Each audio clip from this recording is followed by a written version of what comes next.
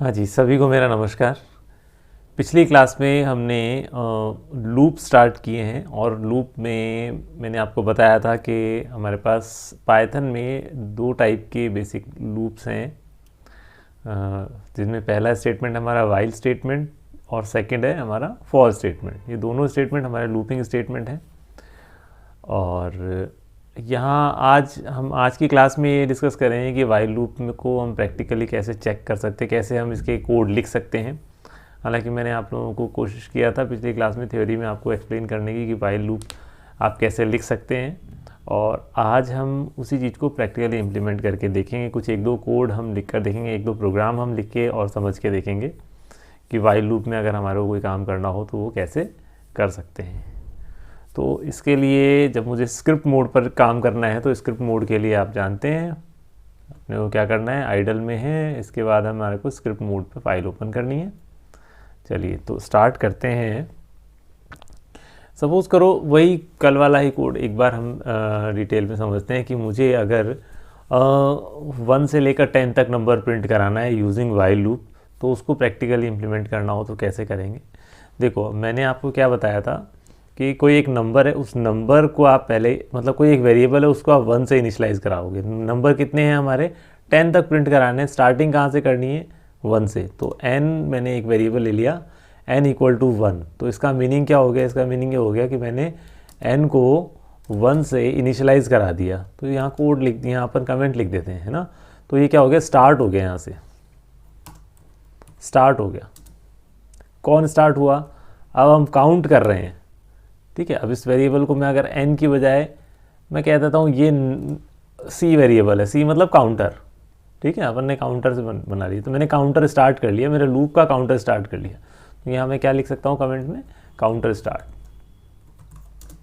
ठीक है। मेरा काउंटर स्टार्ट हो गया यहाँ से, मतलब मेरे लूप का काउंटर स्टार्ट हो गया। देन उसके बाद मैंने लिखा वाइल। वाइल हमारा स्टेटमेंट हमें लिखना पड़ता है जब हमें लूप रन कराना है, या तो वाइल का यूज़ करोगे या फॉर का। फॉर को हम बाद में समझेंगे, पहले वाइल को समझते हैं। वाइल मैंने क्या बोला, मुझे 10 तक की वैल्यू प्रिंट करानी। तो C में वैल्यू है 1, फिर ये 2 होगी, फिर 3 होगी, फिर 4 होगी, फिर 5 होगी, ऐसा होगा। और जैसे 1 है तो 1 प्रिंट करके 2 करेगा, फिर 2 प्रिंट करके फिर 3 करेगा। तो ये कब तक चले, जब तक 10 है वैल्यू तब तक, यानी कि C लेस देन 11 हो, ये लिख दो। या फिर आप लिखो C less than equal to 10 हो, दोनों एक ही बातें हैं, ठीक है। मैं कह रहा हूँ C लेस देन 11 हो, तब तक आपको आगे जो कॉलन के बाद जो मैंने ब्लॉक बना रहा हूँ, अब यहाँ जो स्टेटमेंट लिखूँगा वो स्टेटमेंट आपके वाइल लूप के अंदर आ जाएंगे। तो हमें क्या लिखना पड़ेगा, while C is less than 11। क्या क्या काम करना है, पहले अपने को प्रिंट कराना है, किसको, C को, C वेरिएबल को प्रिंट कराना है। और इसके बाद मुझे क्या कराना है, उसके बाद मुझे C को इंक्रीज़ करना है। तो मैं क्या लिखूँगा, C इक्वल टू C+1 लिख दूँगा। तो अब समझना बात को, हो क्या रहा है, यहाँ पर क्या लगा हुआ है, ये हमारी क्या चीज़ है, वाइल के बाद मैंने क्या लिखा है, यहाँ पे कंडीशन लिख दी है।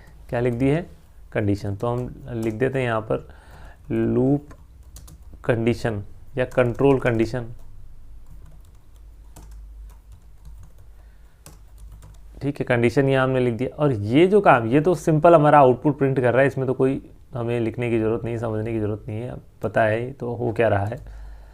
अब उसके बाद अगर मैं बोलता हूँ ये क्या हो रहा है, इंक्रीमेंट हो रहा है, किसका इंक्रीमेंट हो रहा है, मतलब मेरा लूप को मैं इंक्रीज़ करूँगा यहाँ पर, ठीक है। काउंटर जो है मेरा, काउंटर मैंने स्टार्ट करवा दिया। और ये जो कंडीशन है, ये कंडीशन किसके लिए है, काउंटर कंडीशन फॉर काउंटर या कंडीशन फॉर स्टॉप लूप। मतलब लूप को मेरे को स्टॉप कहाँ करना है, एंड कहाँ करना है, वो मैंने कंडीशन लिख दी। और ये स्टेप बता रहे हैं हम कि कितने स्टेप से आगे इंक्रीज़ करना है या डिक्रीज़ करना है, वो दोनों बातें हम बता सकते हैं। यहाँ पर मैं डिक्रीजिंग की बात भी मैं बात करूँगा, पहले अभी हम क्या बता रहे हैं, इंक्रीज़ कर रहे हैं हम, 1 स्टेप से इंक्रीज़ कर रहे हैं ना। मैंने कहा 1 है वैल्यू, तो उसके अंदर 1 स्टेप ऐड कर देंगे, तो इंक्रीज़ करेंगे तो 2 हो जाएगा। 2 वैल्यू होगी तो उसमें फिर एक और 1 स्टेप ऐड करेंगे, मतलब 1 वैल्यू ऐड करेंगे, 1 नंबर ऐड करेंगे, कुछ भी समझ लो। तो ये क्या हो रहा है, हमारा काउंटर स्टेप बन जा रहा है, ठीक है। तो हम क्या बोलें, स्टेप या इंक्रीमेंट लिख देते हैं, ठीक है।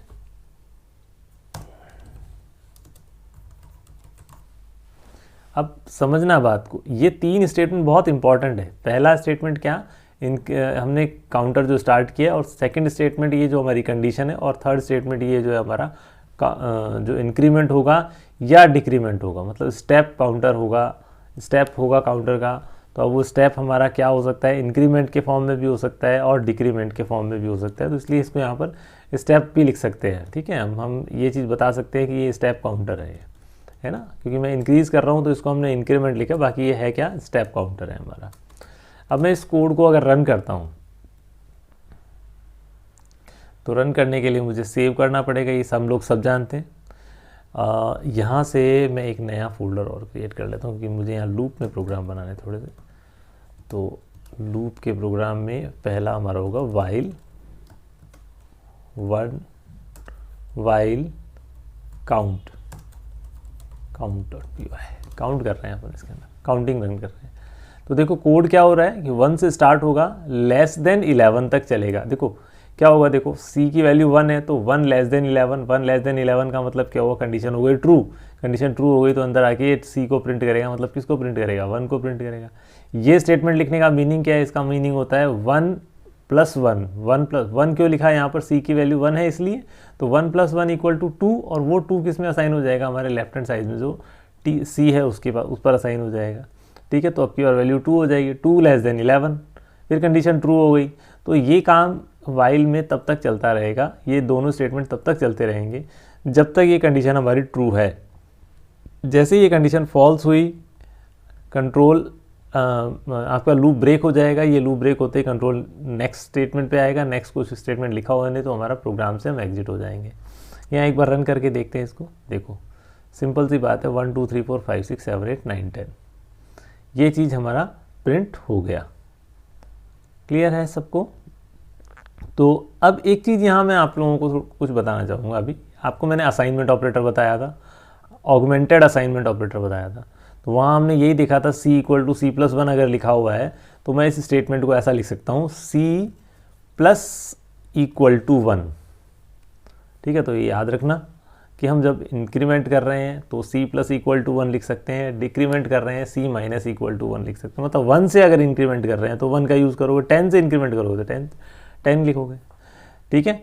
तो ये हो गया हमारा लूप, पहला लूप हो गया। किसके लिए, क्या काम कर रहा है, ये काउंटिंग प्रिंट करवा रहा है 1 से लेकर 10 तक। अब आप कहते हो सर मेरे को 100 तक की चाहिए, या मैं कहता हूँ 20 तक की चाहिए, तो मैं यहाँ पर लेस देन 21 लिख दूंगा, क्योंकि 20 तक मुझे काउंटिंग चाहिए। तो 1 से स्टार्ट करेगा, 1 से स्टार्ट करेगा, जब तक ये कंडीशन ट्रू रहेगी तब तक ये काम कौन से करेगा, ये दोनों काम करता रहेगा। 1 प्रिंट करेगा, फिर इंक्रीमेंट करेगा 2, फिर 2 प्रिंट करेगा, फिर इंक्रीमेंट करेगा 3, ऐसे ये काम होता रहेगा। और देखो एक बार रन करा देते हैं। आई थिंक ये आपको समझ में अब क्लियर हो गया होगा कि 1 से स्टार्ट हुआ तो ये हो गई हमारी स्टार्टिंग वैल्यू, जो 1 है वो तो हो गई हमारी स्टार्टिंग वैल्यू, और 20 जो है हमारा स्टॉप था, लेकिन उसको हमने +1 कर दिया एक बार, ताकि वो लेस देन के केस में चल रहे हैं हम, इसलिए, है ना। ये तो हुआ हमारा नॉर्मल नंबर अपने को प्रिंट करवाने हैं 1 से लेकर 10 तक या 1 से लेकर 20 तक, ये हमें प्रिंट करना। अब सपोज इसमें देखो, यहाँ मैंने क्या बात बताई, 3 बातें बताई, एक तो बताया स्टार्ट, एक बताया स्टॉप, और एक बताया मैंने स्टेप। तो वाइल में भी 3 चीज़ें हैं, लेकिन इसको हम किस तरह से लिखते हैं वो हमारे ऊपर डिपेंड करता है। अब सपोज करो आप कहते हो कि सर नहीं, मुझे तो नंबर है ना रिवर्स ऑर्डर में प्रिंट करने, नंबर मुझे रिवर्स ऑर्डर में प्रिंट करवाने। तो अगर मुझे रिवर्स ऑर्डर में प्रिंट करना है, रिवर्स ऑर्डर मतलब कुछ इस तरह से नंबर हो कि अभी तो 1 से स्टार्ट हुआ है, वो 1 से स्टार्ट ना होकर 20 से स्टार्ट हो, और एंड कहाँ पर हो, 1 पे, ऐसा रिवर्स ऑर्डर में चाहिए। तो अब जब स्टार्ट मुझे 20 से कराना है तो ये स्टार्ट की वैल्यू क्या कर दूंगा मैं, 20। स्टॉप कितने पर करना है मुझे, स्टॉप मुझे 1 पे करना है। तो अब देखो यहाँ ये c की वैल्यू 20 है। अब अगर आप यहाँ सपोज करो आप लिख देते हो c < 1, आप खुद सोचो c की वैल्यू कितनी है, 20 लेस देन 1, ये कंडीशन तो ट्रू नहीं है, फॉल्स है। फॉल्स है तो ये लूप में एंट्री लेगा ही नहीं। 20 लेस देन 1 कंडीशन फॉल्स है, फॉल्स होने के बाद लूप में एंट्री लेगा ही नहीं, लूप में एंट्री नहीं लेगा तो कोई भी काम नहीं होगा। ये चीज़ देख लेते हैं अपन। सेव कर लो उस कोड को, कोई कुछ भी प्रिंट नहीं हुआ, आउटपुट आया ही नहीं, लूप में एंट्री नहीं आई, ठीक है। अब उस केस में हमें क्या करना पड़ेगा, देखो 20 से लेस है 1, तो मतलब जो हमारा जो C है वो ग्रेटर हो किसके, 1 के, तब तक ये लूप चले। अभी हमने पहले क्या लिखा था, C लेस देन 11 या लेस देन 20 लिखा हुआ था, क्योंकि मुझे असेंडिंग ऑर्डर में थे, मतलब बढ़ते हुए क्रम में छोटे से बड़ी वैल्यू लिखनी थी। अब मुझे घटते हुए क्रम में यानी डिक्रीजिंग ऑर्डर में लिखना है, तो इसलिए मैं क्या करूँगा, 20 से तो मैंने स्टार्ट करा दिया अपने काउंटर C को, और मैंने क्या बोल दिया, जब तक C की वैल्यू ग्रेटर है 1 से, नहीं मुझे 1 तक प्रिंट कराना है, तो क्या कहूँगा, 0 से ग्रेटर है। तो क्या होगा, देखो 20 वैल्यू है C की, तो 20 greater than 0, condition is true, true है तो यहाँ लूप में एंट्री लेगा, C की वैल्यू प्रिंट करेगा। C की वैल्यू कितनी है, 20, वो 20 प्रिंट किया। अब की बार यहाँ पर प्लस कर दिया अगर, तो ये क्या हो जाएगा, 21 हो जाएगा। मुझे तो 19 लेकर आना है, 19 लाना है, तो क्या करेंगे हम, यहाँ पर प्लस की जगह माइनस कर देंगे। तो चेंज कहाँ हो रहा है, देखो स्टेप में, स्टार्ट में चेंज हो रहा है, और हमारी स्टॉप वाली कंडीशन है उसके अंदर चेंज हो रहा है, और स्टेप वाला जो काउंटर है उसमें चेंज हो रहा है, ठीक है। अब इस लूप, पूरे लूप को आपको आई थिंक समझ में आ गई होगी बात, कि मैंने एक तो स्टार्ट वाली चीज़ को ध्यान रखना है, कंडीशन वाली बात को ध्यान रखना है, और उसके बाद उसके जो स्टेप चल रहा है, डिक्रीजिंग ऑर्डर में स्टेप चलाना है या इंक्रीजिंग ऑर्डर में स्टेप चलाना है, वो डिपेंड करता है। इस कोड को एक बार रन करके देखते हैं। देखो अब समझ में आ गया होगा, क्योंकि 20 से स्टार्ट किया था, यहाँ 20 से स्टार्ट किया, और ग्रेटर देन 0 तक, मतलब ग्रेटर देन 0, 1 तो ग्रेटर देन 0 ही होता है ना, तब तक ये प्रिंट करता रहा, और हम इसको माइनस करते रहे, डिक्रीज करते रहे। तो 20 -1 हो गया 19, 19 -1 हो गया 18, 18 -1 हो गया 17। तो इस तरह से हमने क्या करा, अभी क्या समझा, इंक्रीजिंग ऑर्डर में लिखना है अपने को, नंबर्स को प्रिंट करवाना है तो वो कैसे प्रिंट होंगे, और डिक्रीजिंग ऑर्डर में प्रिंट करवाना है, रिवर्स ऑर्डर में अगर अपन बोलें उनको प्रिंट करवाना है, तो वो कैसे होंगे। मेन बात यहाँ पर लूप में पकड़ने की बात क्या, आप ये मत देखो कि मुझे ये कोड आ गया, मैं इस कोड को लर्न कर लूँ, नहीं, यहाँ पर मुझे कैच क्या करना है, क्या चीज़ पर मुझे फोकस करना है, वो समझो कि हमें लूप में क्या क्या बताना होता है, कि स्टार्ट कहाँ से करना है ये बताना होता है पहली बात, और स्टॉप करने के लिए क्या कंडीशन है, कहाँ पर स्टॉप होगा, और स्टॉप के साथ साथ आपको स्टेप बताना है कि वो इंक्रीज करेंगे या डिक्रीज करेंगे, जैसा आपको आउटपुट चाहिए। अगर आपको आउटपुट ऐसा चाहिए कि इंक्रीजिंग ऑर्डर में चाहिए, तो आप इंक्रीजिंग ऑर्डर में स्टेप लगाओगे। अगर आपको डिक्रीजिंग ऑर्डर में क्या बोलते हैं आउटपुट चाहिए, तो आप डिक्रीजिंग ऑर्डर में स्टेप लगाओगे। इसके एक दो एग्जांपल और देखते हैं। चलो हम फिर से वही बना लेते हैं कि सपोज करो मेरा इंक्रीजिंग ऑर्डर में मैंने लिखा, और मैं यहाँ कहता हूँ इसको C is greater than 21, sorry less than 21, और मैं अगर यहाँ पर लिख देता हूँ C plus equal to 2।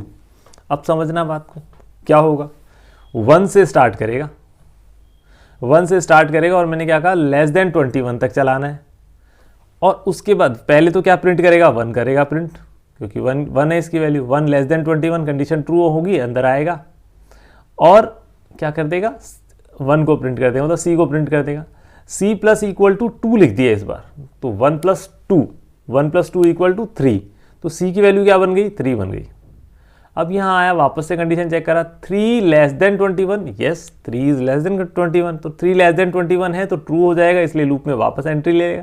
Loop में एंट्री लेगा तो क्या होगा, 3 प्रिंट कर देगा, 3 प्रिंट कर देगा, 3 प्लस 2 5, फिर ऊपर जाके चेक करेगा 5 लेस देन 21, तो 5 लेस देन 21 क्या होता है हमारा, 5 लेस देन 21 कंडीशन ट्रू हो जाती है, ट्रू हो जाती है तो ये 5 को प्रिंट करता है। इस तरह से क्या होगा, इंक्रीजिंग ऑर्डर में आएगा, लेकिन अब की बार आउटपुट कैसा आ रहा है, 1 3 5। क्यों आ रहा है, क्योंकि हमने स्टेप कितने का लगा दिया, 2 का।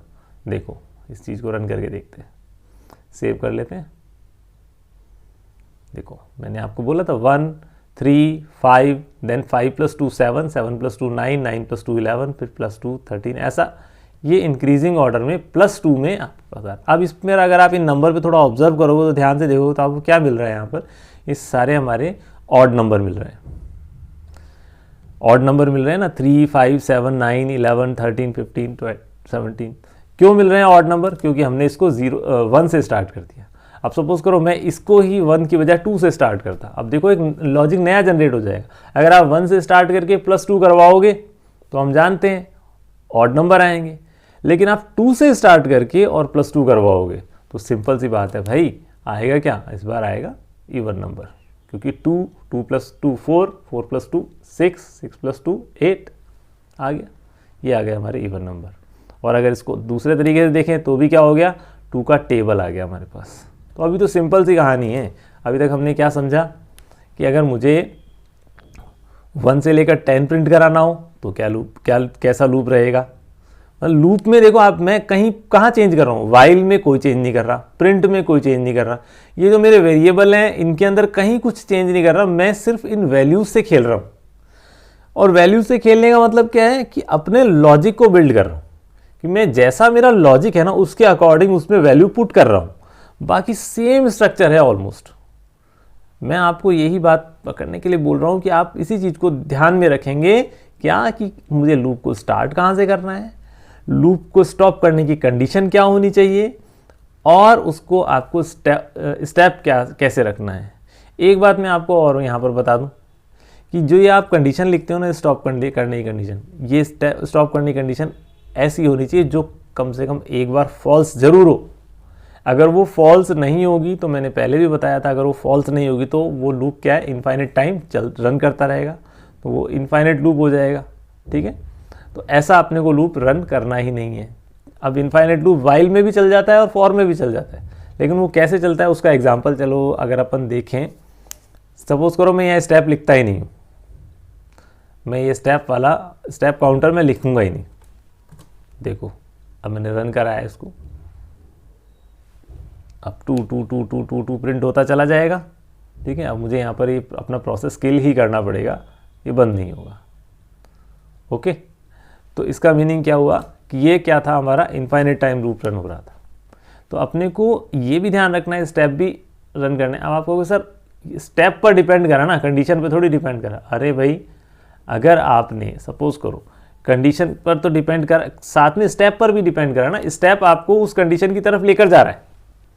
जो आपने +2 लिखा, ये +2 +2 +2 +2 करते करते कहीं ना कहीं 21 के पास पहुंच जाएगा। अब सपोज करो आप यहाँ पर लिखते हो, ये इस प्लस की बजाय माइनस कर देते हो, स्टेप गलत लिख देता हूँ।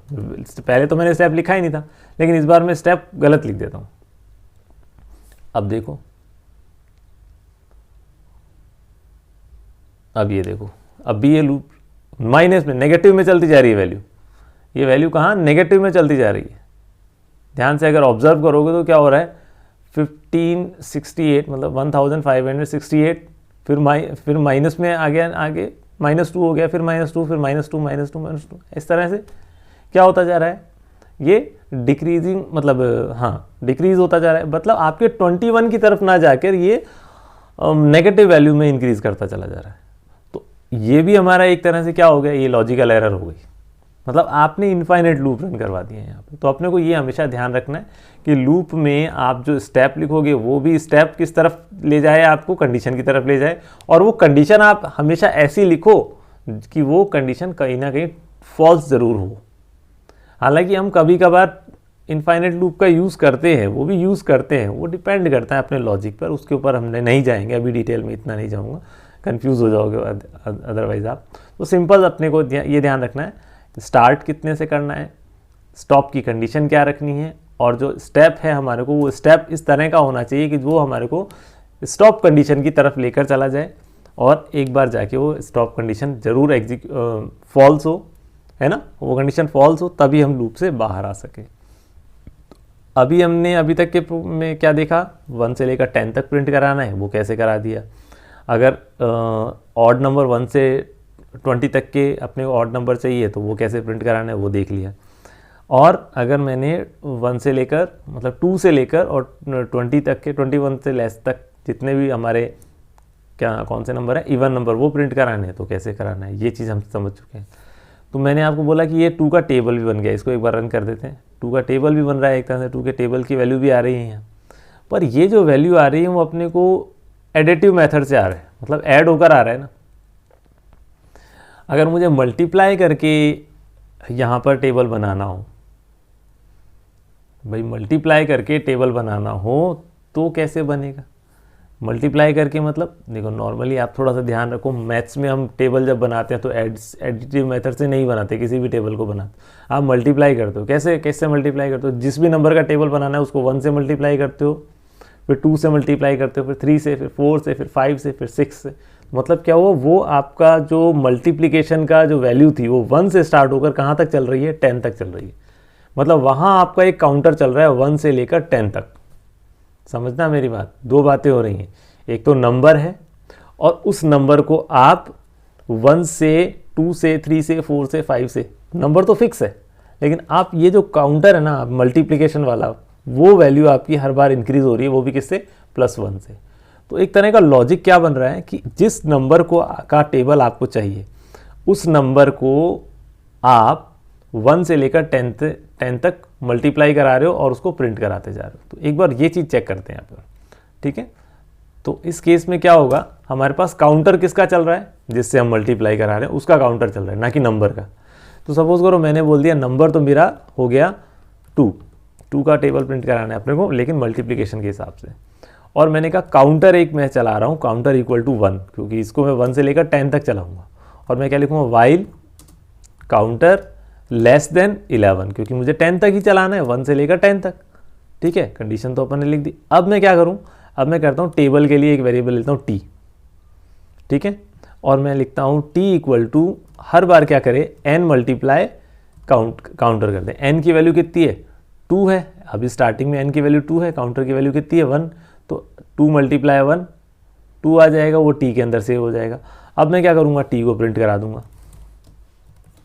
प्रिंट करा देते हैं t को, यहाँ ऐड नहीं हो रहा, लेकिन अब हमारे को काउंटर को तो इंक्रीज कराना पड़ेगा ना। ये हो गया हमारा काउंटर का स्टार्ट, मतलब लूप का स्टार्ट, ये लूप का स्टॉप कंडीशन। और लूप का स्टेप कंडीशन क्या लिखूंगा? भाई मेरे को इंक्रीजिंग ऑर्डर में लाना है, भाई 1 से मुझे कहाँ तक लेकर जाना है? 10 तक। तो 10 तक +1 करके लेकर जाना है, तो +1 प्लस इक्वल टू 1, ठीक है। प्लस इक्वल टू 1 का मैंने आपको मीनिंग समझाया था। अभी क्या होता है, c इक्वल टू c+1 को हम क्या लिख सकते हैं? c plus equal to 1। अब अगर ये कोड मैं रन करूँगा तो प्रिंट तो वही होगा 2 से लेकर 20 तक की वैल्यूज़, जो कि 2 का टेबल है, लेकिन इस बार ये मल्टीप्लिकेशन वाले मेथड से होगा। ये ऐसा मैं क्यों समझा रहा हूँ, आगे आपको अपने आप समझ में आ जाएगा। अगला जब इसी कोड को मैं थोड़ा चेंज करूँगा तब, पहले एक बार देखते हैं। रन करा मैंने, देखो सेम आउटपुट सेम है। आउटपुट, अब आप कहोगे सर आउटपुट तो सेम है यहाँ पर भी। हाँ जी, इसमें एडिटिव मेथड लग रहा था सेम, उसमें लॉजिक थोड़ा अलग था, एडिशन वाला। यहाँ पर हमने मल्टीप्लिकेशन का लॉजिक बिल्ड कर दिया है, ठीक है। तो आउटपुट तो हमारा सेम ही आएगा, क्योंकि मल्टीप्लिकेशन करोगे तो वही तो वैल्यू आएगी, कोई उसमें कुछ नया तो आएगा ही नहीं ना, है ना। तो 20, हाँ चलो ठीक है, वो तो कोई बात नहीं। मैं एक बार फिर से रन करता हूँ। हाँ ठीक है, 2 से लेकर 20 तक की वैल्यू प्रिंट हो रही। आई थिंक क्लियर हो गया होगा कैसे हो रहा है ये। n की वैल्यू तो हमारी फिक्स है, n की वैल्यू तो चेंज ही नहीं हो रही है, n की वैल्यू हर बार 2 आ रही है। अब आप चाहे अगर n वेरिएबल नहीं भी रखते और आप सिंपल यहाँ पर 2 लिख देते तो भी चल जाता, लेकिन इसका भी रीज़न मैं बताऊँगा मैंने क्यों लिया है अभी। उसके बाद हमने क्या किया, t। अब सपोज करो मुझे ऐसा प्रिंट कराना है, 2 cross 1 equal to 2 cross 2 equal 4, ऐसा मतलब 2 1 ज़ा 2, 2 2 ज़ा 4, 2 3 ज़ा 6, ऐसा लिखना है। तो प्रिंटिंग में चेंज करना है, क्योंकि हमारे पास आउटपुट तो सही आ गया, लॉजिक तो सही है, प्रिंटिंग में तो चेंज करना है, डिस्प्ले तो अपने को आप चेंज करना है। तो अपन को केवल क्या करना होगा, इस प्रिंटिंग में चेंज कर दो। वो कैसे लिखेंगे, मैं लिखूँगा n को प्रिंट कराएं, उसके बाद क्या प्रिंट कराएं, हमारा क्रॉस के लिए हम कैपिटल X ले लेते हैं, फिर कैपिटल X प्रिंट करने के बाद क्या कराएं, 2 के बाद क्या प्रिंट होना चाहिए, काउंटर प्रिंट होना चाहिए, मतलब 1 प्रिंट होना चाहिए, 2 प्रिंट होना चाहिए, ऐसे 1 2 3 4 ऐसा प्रिंट होगा। फिर उसके बाद इक्वल साइन प्रिंट कराना है। अब इक्वल साइन ऐसे तो प्रिंट करा नहीं सकते, स्ट्रिंग है, इसलिए मैंने इस डबल इन्वर्टेड कॉमा में ले लिया है, सिंगल इन्वर्टेड कॉमा में ले लो। उसके बाद क्या वैल्यू प्रिंट करा दो, t प्रिंट करा दो। देखो सिर्फ इतना सा काम करोगे और आपका जो इस बार टेबल बनेगा बहुत प्यारा सा बनेगा। देखो 2 का टेबल हमारा प्रिंट हो गया है। ओके, तो कितना आसानी से अभी आपने यहाँ समझ लिया कि कैसे हम 2 का टेबल प्रिंट करा सकते हैं। अब अगर मुझे किसी भी नंबर का टेबल प्रिंट कराना हो, ये तो मेरा फिक्स हो गया है। इस प्रोग्राम में क्या प्रॉब्लम है कि ये लिमिटेशन है कि 2 का ही टेबल प्रिंट करेगा, लेकिन अब मैं कह रहा हूँ एक नंबर का, जो भी यूज़र नंबर एंटर करे ना उसका टेबल मुझे प्रिंट करना है। तो मैं क्या कर देता हूँ, उसका इनपुट ले लेता हूँ। कैसे, इंट इनपुट, और यहाँ कहेंगे इन्वर्टेड कॉमा में क्या लिख देंगे, एंटर नंबर। ठीक है, वो नंबर अपन प्रिंट कर रीड कर लेते हैं, रीड करके रन करते हैं इसको। लॉजिक वही है, मैंने इस लॉजिक, देखो आपने देखा होगा मैंने यहाँ कहीं चेंज नहीं करा। डिस्प्ले में अभी जो प्रिंट कराने के लिए आउटपुट था उसमें थोड़ा सा चेंज किया, बाकी मल्टीप्लाई, स्टेप और स्टार्ट तीनों एक ही तरीके से चल रहे हैं। यहाँ मैं इसको रन कर देता हूँ। अब क्या कह रहा है हमसे भैया, ये बोल रहा है कि एंटर नंबर, मैंने नंबर एंटर करना है, मैंने कहा 5 का टेबल आ गया अपने पास। जो भी नंबर आप एंटर करोगे उसका टेबल आपके पास आ जाएगा। एक बार और रन करते हैं इसको। मैंने कहा मुझे 21 का टेबल प्रिंट करना है, 21 का टेबल आ जाएगा। तो ये हमारा क्या कोड बन गया, कितना आसानी से हमने क्या कर दिया कि किसी भी नंबर का टेबल आपको प्रिंट कराना हो तो सिर्फ ये 5-6 लाइन आपको लिखनी है और आप इजीली कर दोगे। लेकिन अगर सपोज करो लूप नहीं होता, ये वाइल लूप से आप नहीं लिखते, तो क्या होता, आपको ये स्टेटमेंट मल्टीपल टाइम लिखने पड़ते। ये मल्टीप्लाई करके फिर प्रिंट कराते, फिर इंक्रीज करते, फिर मल्टीप्लाई करते। तो ये स्टेटमेंट आपको मल्टीपल टाइम लिखने पड़ते। अभी क्या हो रहा है, छोटे से कोड के अंदर आपका मल्टीप्लिकेशन हो गया, टेबल का मल्टीप्लिकेशन हो गया। एक बात यहाँ पर, एक इम्पॉर्टेंट बात और है, जो वेरिएबल, मैं आप लोगों को थोड़ा सा यहाँ अभी से ही बता देता हूँ, बेसिक चल ही रहा है तो उसमें, कि जो वेरिएबल की जिस वेरिएबल, देखो हमारे पास कौन कौन से वेरिएबल इस प्रोग्राम में यूज़ हो रहे हैं। एक तो n वेरिएबल यूज़ हो रहा है, एक वेरिएबल है c, एक वेरिएबल है t। जनरलाइज वे में बात कर रहा हूँ मैं कि पाइथन से रिलेटेड नहीं है ये, कि जो कोई सी भी लैंग्वेज हो, चाहे वो सी हो, C++ हो, जावा हो, पाइथन हो, कोई सी भी लैंग्वेज हो, सब में लूप चलता है और सब में वाइल लूप चलता है। तो जो वेरिएबल आपके लूप को कंट्रोल कर रहा हो, यहाँ पर कौन सा वेरिएबल ऐसा है, n, c और t में से c ही एक ऐसा वेरिएबल है जो लूप को कंट्रोल कर रहा है। भाई c ही तो इनिशियलाइज हुआ है, स्टार्ट हुआ है, c के स्टॉप की कंडीशन लगाई है हमने और c को ही हम स्टेप लगा रहे हैं। तो जो वेरिएबल आपके लूप को कंट्रोल कर रहा हो, उस वेरिएबल को हम कंट्रोल वेरिएबल कहते हैं। क्या कहते हैं, कंट्रोल वेरिएबल। तो याद रखेंगे कंट्रोल वेरिएबल क्या होता है, लूप के केस में कंट्रोल वेरिएबल क्या होता है, जो कि कंट्रोल करता है किसको, लूप को कंट्रोल करता है। भाई स्टार्ट, लूप कहाँ से स्टार्ट होगा, लूप कहाँ एंड होगा, लूप का स्टेप क्या होगा, इंक्रीज होगा, डिक्रीज होगा, कैसे होगा, वो सारी बातें किस एक ही वेरिएबल से रिलेटेड। देखो तीनों बातें आपका एक सी वेरिएबल से ही जुड़ी हुई हैं। तो इसको हम क्या बोलते हैं, कंट्रोल वेरिएबल। तो आज के इस कोड में हमने क्या समझा, वाइल लूप का थोड़ा सा बेसिक समझा है। इसमें हमने देख लिया कि कैसे नंबर प्रिंट होते हैं और टेबल कैसे प्रिंट होता है इनपुट किए गए किसी भी नंबर का। नेक्स्ट क्लास में वाइल लूप, अभी वाइल लूप को थोड़ा सा हम और स्टडी करेंगे बिकॉज बहुत इंपॉर्टेंट और बहुत इंटरेस्टिंग चीज़ है ना। तो वाइल लूप अच्छे से आ जाएगा, उसके बाद हम फॉर लूप कवर कर लेंगे। तो आई थिंक मैं आप लोगों को ये समझाने में कामयाब रहा हूँ। अगर आपकी फिर भी कोई क्वेरी है, कुछ नहीं समझ में आ पाया है, तो आप लोग कमेंट बॉक्स में लिख सकते हैं। मुझसे जहाँ तक होगा मैं उनका रिप्लाई करूँगा। So thank you very much, happy coding.